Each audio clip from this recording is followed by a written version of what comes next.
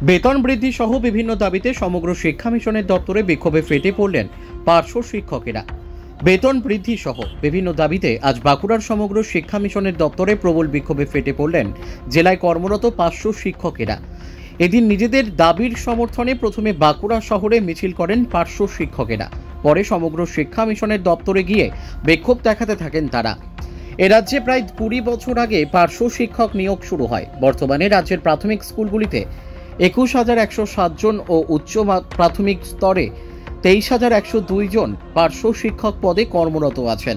বর্তমানে প্রাথমিকের পার্শ্ব শিক্ষকেরা ভাতা হিসেবে মাসে মাত্র 9,600 টাকা ও উচ্চ প্রাথমিকের পার্শ্ব শিক্ষকেরা 12,774 টাকা হাতে পান।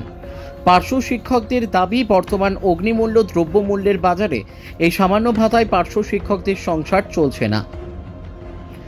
রাজ্য সরকারের তরফে বারে বারে পার্শ্ব শিক্ষকদের বেতন বৃদ্ধি ও স্থায়ী শিক্ষক নিয়োগে পার্শ্ব শিক্ষকদের বিশেষ সুবিধা দেওয়ার আশ্বাস দিলেও বিক্ষোভকারীদের দাবি কাজের কাজ কিছুই হয়নি। অন্যদিকে দিনের পর দিন পার্শ্ব শিক্ষকদের কাজের চাপ ক্রমশ বাড়ানো হচ্ছে।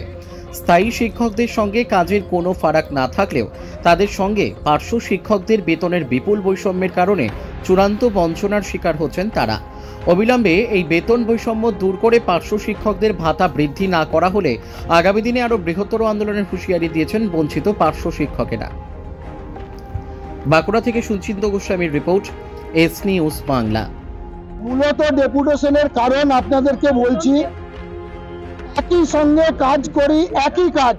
পার্শ্ব শিক্ষকদের নিয়োগ করার সময় বলেছিল they are appointed not to reduce the workload of an assistant teacher, কিন্তু আজকে আপনারা সব জায়গায় খবর নিয়ে দেখুন, দীর্ঘ 8-10 বছর এসএসসি হয়নি।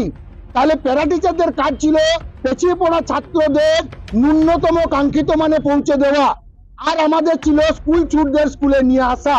কিন্তু আজকে 8-10 বছর শিক্ষক নিয়োগ না হওয়ার কারণে স্কুলগুলো শিক্ষক শূন্য। এই মুহূর্তে প্যারা টিচাররা স্কুলগুলোকে ধরে রেখেছে, আমাদেরকে সহ শিক্ষকদের মতনই কাজ করতে হচ্ছে, অথচ যে টাকা পারিশ্রমিক পাই তাতে সংসারটা চলছে না।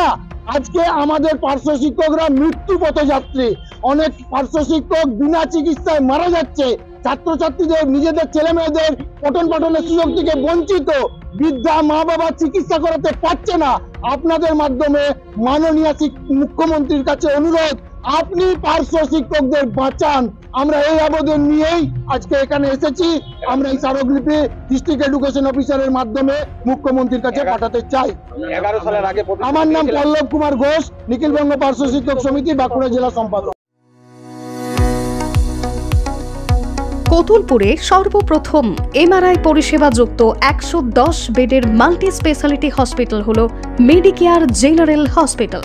স্বাস্থ্যসাথী মান্যতাপ্রাপ্ত এই হসপিটালে রয়েছে AC, non AC cabin, modern OT, ICCU, NICU, micro surgery, dialysis বিভাগ, ব্রেন ও spine surgery, cancer surgery, lift সহ নানান পরিষেবা।